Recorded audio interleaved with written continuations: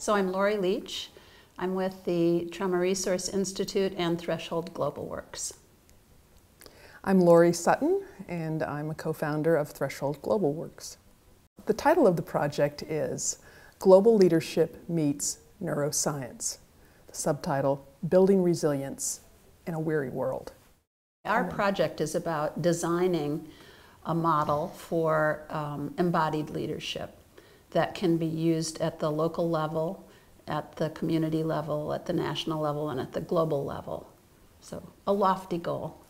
And we're using the principles of neuroscience. And the way that we sort of got into this idea of developing a leadership model is from my nonprofit, the Tremor Resource Institute, which has done trauma response to catastrophic trauma around the world.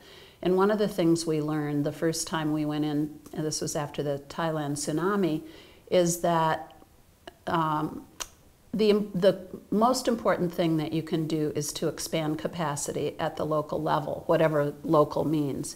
And so we developed a set of skills, self-regulation skills, based on what neuroscience tells us about how the mind-body system is wired.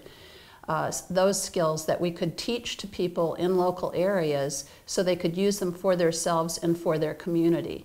So in other words, we began creating communities of healing, where the community becomes the healer. And again, in the broadest sense of the term, what we mean by community.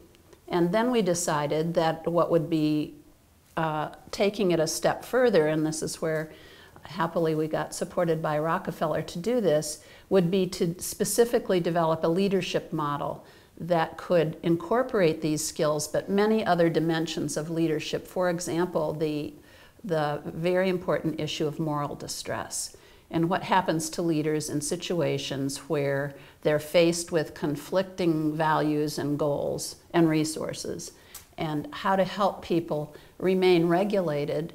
I'm showing this resilient zone that's part of our model, so that they're capable of integrative functioning, so that they can optimize their thinking, their feeling, their sensing, that everything is congruent.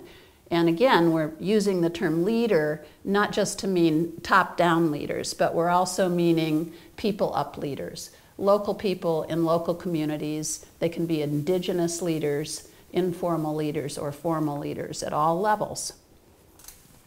And a couple of years ago, when we first started putting together these ideas, we realized that our respective backgrounds really bring so much to this project. Laurie's background clinically, many years working as a psychologist, now more recently, the last decade or so, really delving into neuroscience, into this global work with this resiliency model. My background is largely that of serving in the military. I've been an Army psychiatrist for most of my adult life. I retired a little over a year ago. So bring the perspective of leadership, of healthcare administration, and of the military, particularly in the context of these wars, the unseen wounds of war, which really do have to do so much with neuroscience, resiliency, threat, trauma, and loss. One of the benefits already of our Rockefeller experience here at Bellagio took place last evening when we had the chance to join forces with a larger group that is here really looking at this issue of the effect of climate and its impact on social resilience. So one of the members was asking us, well, you know, how do you model, how do you communicate this resilience zone concept? And you may want to reply to that because it's something that's been drawn in the dirt, it's been on graphs, but it's easily communicable across cultures, and perhaps that would be useful to... Well, it was so interesting to me because the Parsons School of Design is here, and I was thinking, well, what do they have to contribute to a process like this? And then I learned about how they were contributing. I asked them at dinner, how did you learn to think this way? What would ever make you think of showing a set of subway maps and talking about global climate change and risk indexes? And I love that creativity. And he was saying, well, how do you explain the complexity of what you do? And I said, well, we have these two really simple graphics.